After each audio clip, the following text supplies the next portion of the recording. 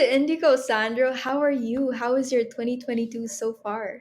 So far, it started on a different note, an interesting one actually. But thanks for having me, Leah. Super glad to be here and chat with you today. How are you? How about you? Yeah, I'm super pumped up, so excited. You have no idea how much I've been looking forward to this episode. First episode of the year. Wow. So All thank you right. for Yeah. accepting this invite. And I'm so excited to dive deep about your life and your startup in general. But before that, I'm Uh-huh. super interested. I have this hmm icebreaker question. Are you ready for it? Okay, I'll try my best to answer. Awesome, awesome. I'm sure you will. Okay, if you could live anywhere in the world for over a hmm year, where would you want to live and why? Oh, that's interesting. And that's really tough to answer. But first thing that came to mind is France. I don't know, there's something about France, the architecture, the art, the cafes even, and everything looks nice and neat, and it's a bit old school when you go there. I've been there once.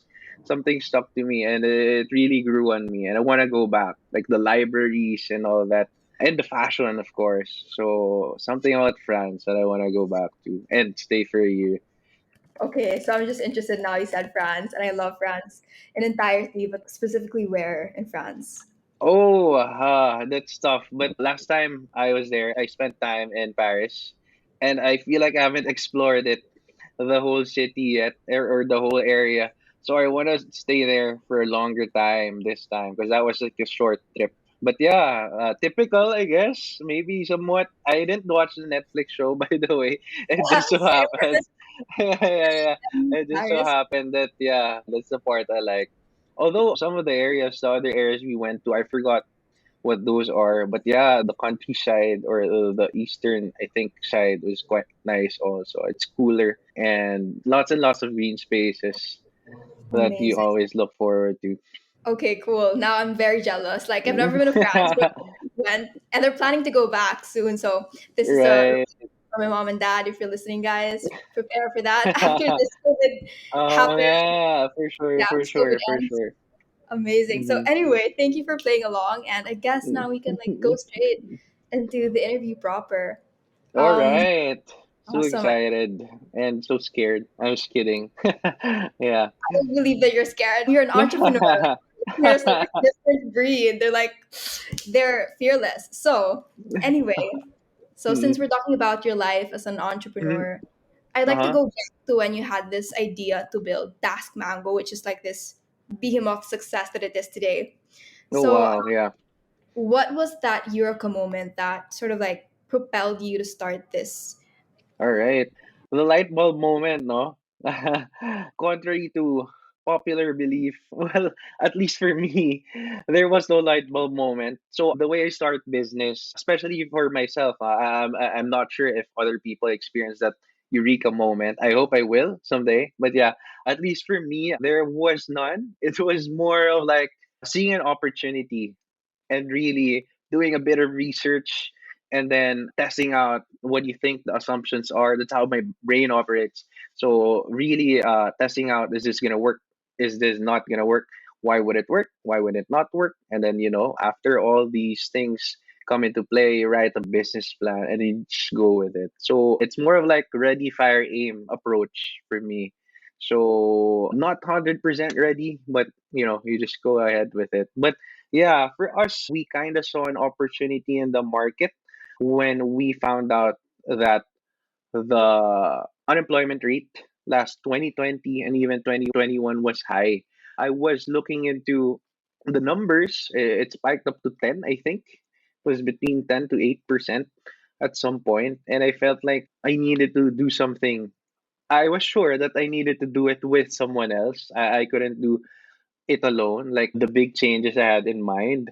So I partnered up with a co-founder. Honestly, I haven't seen her in person. We just met also last year, I think, or 2 years ago. Then we had the same mindset, luckily, had the same goals. It all aligned. The stars were aligned. And then we had the same theories. We kind of did a quick brainstorm, asked her what she thinks and what I think. Then we just went ahead and executed our ideas, being 50% ready, ready, fired, and aim. Okay, cool. And I totally Right. agree with you. Like everyone that I'm working with right now, I don't know them Mhm. personally, like at all. Right. Everything's Right. done through emails and like calls, but never in Yeah. person. Never So in person. That's right. Yeah. yeah, and like it's different from when like you know the person before all this happened, but like when you Yeah. meet them during the pandemic, it's also like a different thing. So that's something Right, that right. Yeah, yeah, is. yeah. It's totally different. And yeah, a lot of startups actually came into the picture because of that difference. A lot of startups or other companies also kind of went out of sync with the times because of the changes. Anyway, yeah, Yeah, I was also that's interested. how we came up. Hmm. Yeah, because I know you met the co-founder online, and I also met Right, my co-founders online. Everything's done online, and the right. first few Hmm. months, even Hmm. quarters. I mean, Yeah, we've been planning this rebranding for over a year, so right, so right. messy. They were so messy. So I was interested. What were the first few days like for you? Hmm. With the startup, the first few days, we were scrambling, honestly. Yeah, yeah. It's nothing like when you have a space for everyone, right? Of course, we were getting adjusted as well at the time and really trying to get things off the ground. It's a lot of testing and a lot of adjusting and a lot of changes along the way. But yeah, first few days, it was, of course, you're motivated, diba? When you start a business, the motivation is quite high, enormously high. And then everyone's locked in. So we were three people back then, and we were doing everything basically. The co founder, I have Joanna, shout out to you, and Kay, and myself. So we were doing everything and Google Slides pa nga yata at the time. And so that's how we started. We were scrambling, honestly. But yeah, I think that's normal. I hope that's normal. Yeah. Definitely, for sure. And you know, it's been a successful startup so far. I know that you have really big clients. I'm not sure if I'm allowed to Right. mention them, but from our yeah, from our conversation before this interview, I know that it's Uh-huh. successful because of the people it serves. So I'm Hmm. interested now, since you've been through all this, would you be willing to give like a quick elevator pitch about your company, TaskMango? Right. Oh wow, you put me on the spot here. But I'd like to tell you a bit of a story. A while ago, I was talking to someone, a candidate actually, and when I told him about what we did or what we were doing, he seemed to give me a story about all the bad experiences that he had with the past experiences with recruiters. So, TaskMango, just to give you an idea, what we do is really connect candidates and clients. Sounds pretty normal, right? It's a headhunting type of business. That's usually how it's known here in the Philippines. But anyway, the only difference we do is, and this comes from our clients, by the way, it's not a pitch. It's sort of like a testimony. The difference maker for them is that we don't book them a lot of interviews. Like we really give them, instead of 100 resumes, imagine we give you just five, but these five are really quality ones, and we match it also with their culture fit, the attitudes that they're looking for. Because normally, when you're a founder, you won't realize this, but your personality is most likely the culture within your team. So to some extent, I don't know how we do it exactly, but our batting average there is quite high. It's actually at around 60 to 70%. So, yeah, that's what we do. I hope that answers your question. As a headhunter, instead of giving companies a lot of interviews, we give you just five. Or Yeah, instead of 100, you give you just five. And then these are usually the people that you're looking for some reason. So that's actually that's the, super interesting. Yeah, because yeah. I remember Task Mango sounds kind of like Workbean. Have you heard of that company? It's like a startup Right. Yeah. Uh also, huh. but Uh huh. more very into tech. So Okay. everything's kind Right. of like and based on algorithms, and they send people to your Right. company based on like checking the boxes on questions and like Right. Right. answers. Uh-huh. I guess that's one of the differentiators that I can think of. Yeah. But if you could Uh-huh. answer and add more, what would be the difference of TaskMango versus Workbean or maybe other kind of like headhunting companies or startups? Right. Yeah. So we kind of scanned the market, honestly, before we started this. Of course, we checked the competition. But the difference maker that I'm seeing, at least for us internally, is it paid off for us not to remove the human in HR. So after all, recruitment is just a function of HR, in our opinion. So we never remove the human. It's hard to spot all these. things, the body language, so to speak, and all these certain nuances that you have with a candidate across you.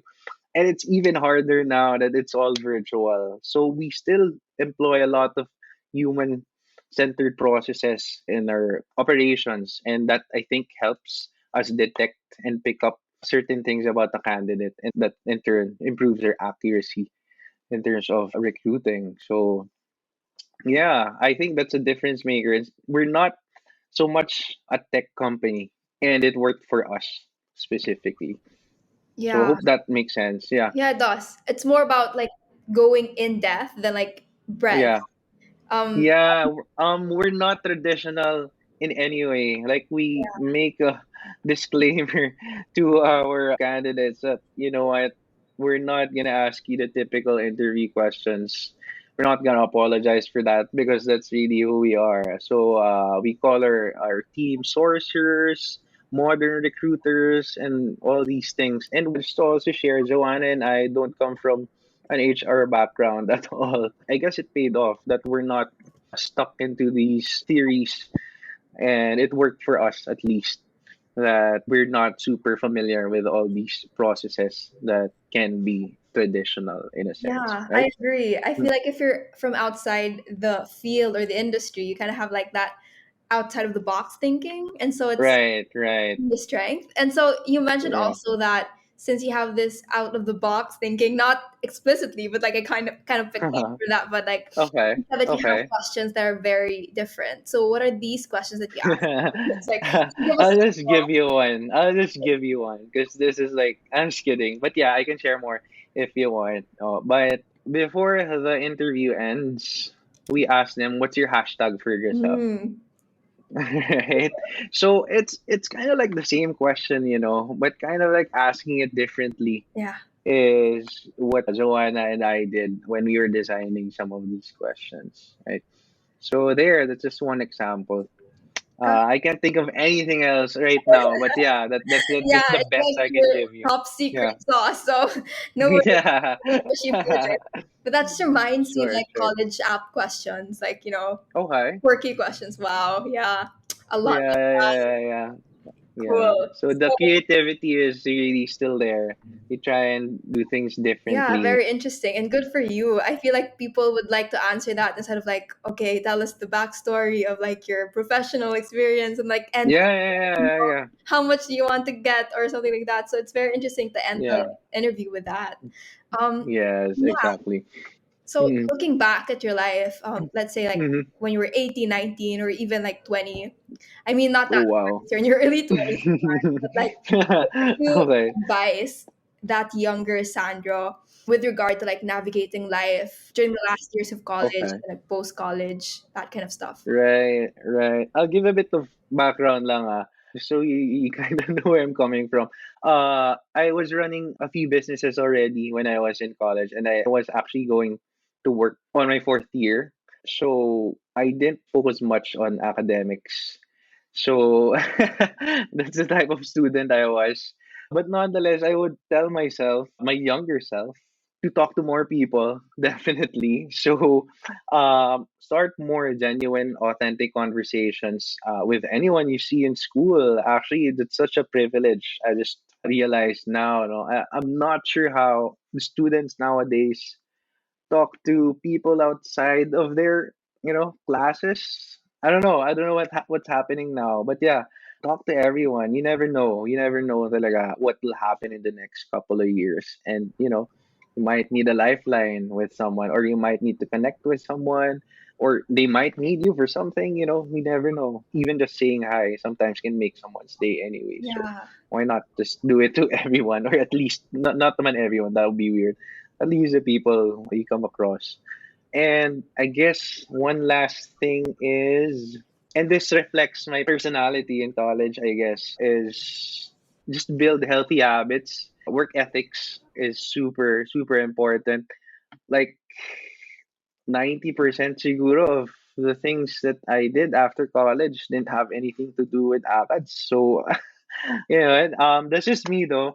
I really, really genuinely think that school won't prepare you for what's next completely, but you can pick up these things like habits, work habits and your discipline is the most important thing for me because it will set you up for success, whatever it may be.